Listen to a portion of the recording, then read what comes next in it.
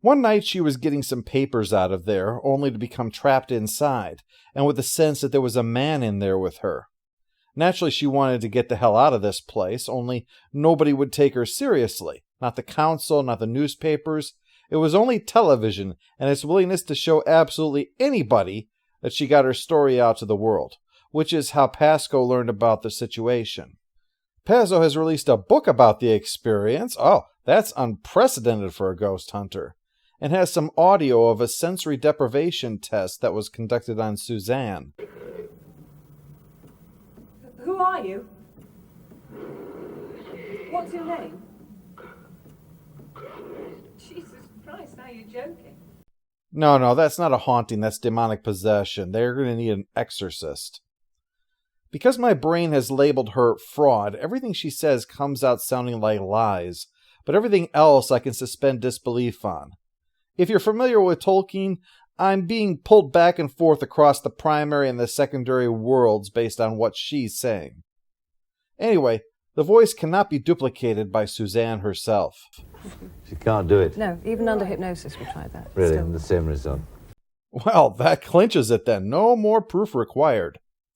She shows a photo of stuff flying around the room and then a tray of broken dishes, saying only extreme temperature changes could cause this kind of breakage. And then there's the bent spoons. You know, because nothing adds credibility to your case like the term spoonbender. For more of the don't poke fun at the serious thing moments, though, there's a picture of scratches on Suzanne's face and the back of her neck. If my Susie's funny, well, how does that explain the other things, like the glory hole? She has a point. I can offer no explanation for the glory hole.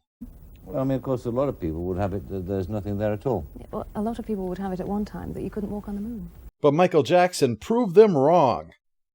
Actually, Michael Jackson sounds like he's a ghost story, doesn't he? With trepidation, I went up to the attic, and there I saw the entity. It was garbed in a t-shirt, one glove, and a fedora. I could not discern what this creature's race or sex was, for it was too indistinct to make out. But then, to my absolute horror, in violation of all the laws of creation, it somehow began walking backwards and forwards at the same time. Anyway, that guy on the screen back there is Dr. Silvestri, a New York skeptic. That is, he's a skeptic that lives in New York. He's not skeptical about New York, although many of us are some days. He naturally says that there's nothing here that can't be faked, which technically he's right about since this is a work of fiction. No ghosts were used to make this program. British unions wouldn't stand for it, for one.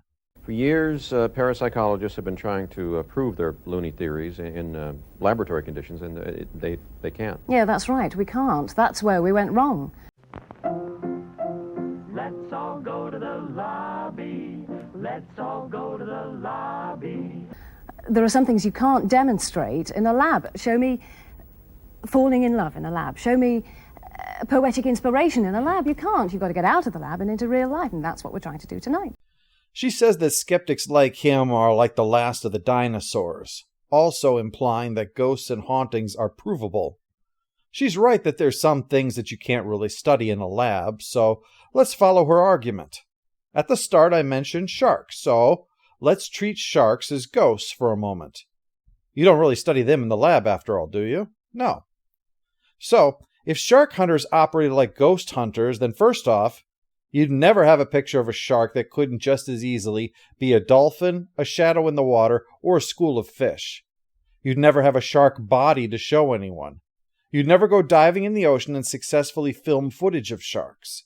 Anyone attacked by a shark would show no wounds that couldn't have been inflicted by another sea creature or even just be faked. But despite being studied outside of a lab, none of that applies to sharks, does it? Whereas that seems to be how ghosts operate. The moment you try to prove it, the proof is wanting. I mean, with all these ghost hunter shows, somebody really should have found something by now. Imagine a plethora of Jacques Cousteaus out there trying to catch proof of sharks and all having just electromagnetic readings and a photo of something that could just as easily be a smudge. Sarah shares a story about how she once woke up seeing an Indian woman over her that she took as a message to stop any efforts to dig up the woman's grave, because those kinds of things matter to ghosts. More relevant to the immediate haunting is when Sarah talks with the two members of the crew about the lack of activity, and the camera operator says his watch stopped before they went on air. I should note that part of how the special tries to add to the realism is similar to what the Blair Witch Project had, a lack of noticeable structure to the story. In fact, its lack of structure here adds to its sense of realism by including the mundane that's suggestive of a live broadcast, that a structured work would edit out anything unimportant. This isn't to say that these parts are dull. They exist to lull the viewer into a false sense of security. Of course, there are pre-recorded segments in the program too, like this scene here with Harry Belmont, son of Simon Belmont, recounting some of his father's tales of battling supernatural forces on the Nintendo. Craig Charles questions some of the locals who tell stories about a 5-year-old girl disappearing, and another one about finding a dog cut open like at a butcher's shop out on the playground, with all the dog fetuses inside of the animal now scattered about the area. To deal with a problem, someone attempted an exorcism. Yeah, it's pretty sad when my sarcasm is someone else's brilliant idea. You got involved in your professional capacity, I believe. Well, not exactly. By profession, I'm a British Rail Guard. Well, obviously. And can you tell us what happened?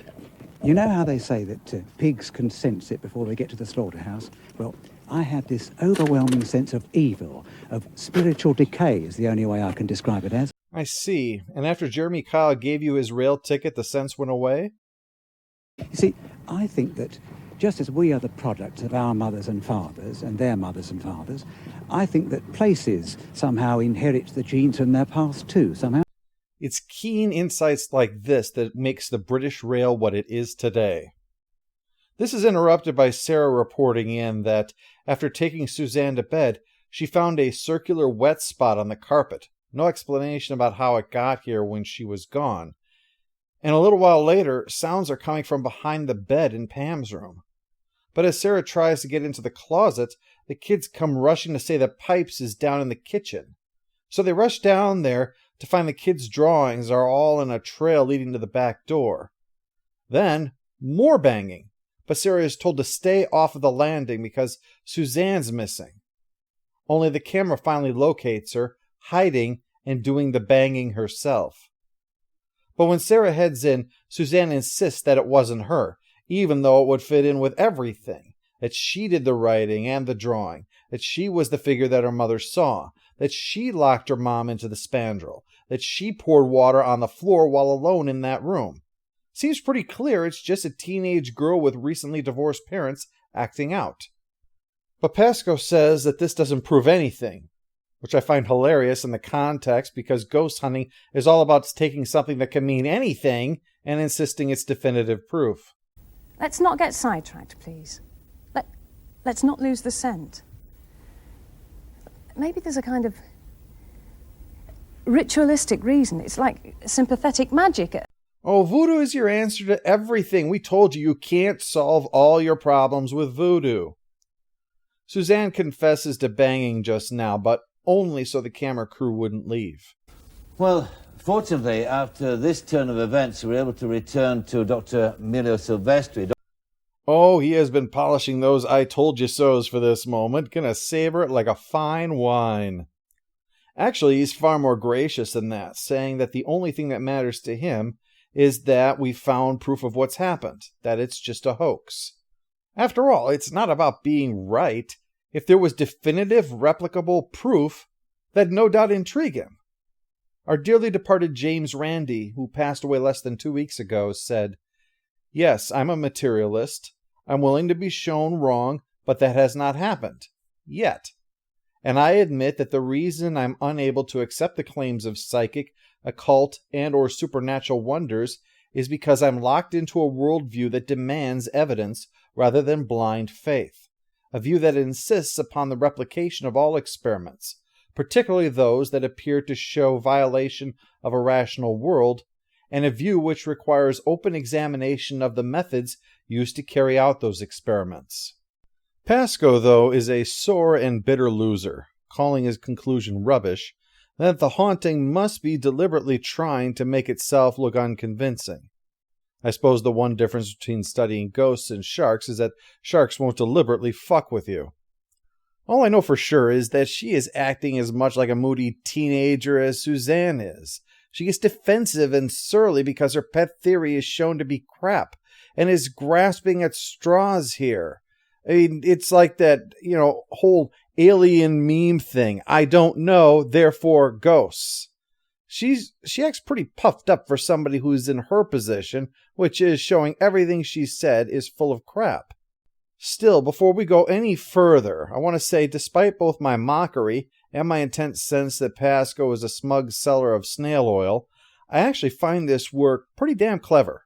Much of this is based upon a poltergeist case from the late 70s in Enfield, including the fact that Silvestri is an obvious straw man of Joe Nickel, the American skeptic who found the Enfield poltergeist to be explainable through various mundane means. So this tapped into the British zeitgeist. Also, as I mentioned, the structure of it is quite deliberate. This is nothing that you might not see on a sensationalized evening program so far, including the revelation that one of the girls is faking the haunting. They have, and I really can't praise this enough, moved slowly forward with the supernatural, and then yanked it back. Nothing that could not have been done to fool Sarah and her crew. Everything so far is not out of bounds for what you might get for a show like this, and we're 2/3 of the way through it. The audience has no reason to believe they're watching something made up, because the expectation was that if it was made up, they'd be giving people the goods. We haven't seen anything levitating, any insubstantial forms, no disembodied voices, or some spontaneous happening. Downplaying everything allows the show to then pull the rug out from under you at just the right moment, at the point where you say, wait, how could they possibly be faking that? There are a lot more calls coming in now about the figure by the curtain, but one comes in about a woman blaming the show for this, because her husband barely touched a glass coffee table top and it just exploded, requiring an ambulance, in fact, and she's convinced the show is somehow to blame for it. Someone had called in earlier about his plate and sandwich just leaping up when no one was anywhere near it, and he was dismissed with the implication that he was either a crank caller or a drunk. But this woman seems to genuinely believe that something tragic happened thanks to this program, not helped because the clocks have all stopped in her house. Parkinson puts all the fun talk about ghosts aside and tries to convince her to just turn off the set and take the kids up to bed, and cuts off Pascoe to try to tell everyone watching to just remain calm, and diplomatically calls hauntings something very, very rare, so that they shouldn't worry about them. His first concern being about reassuring the public is notable for two reasons.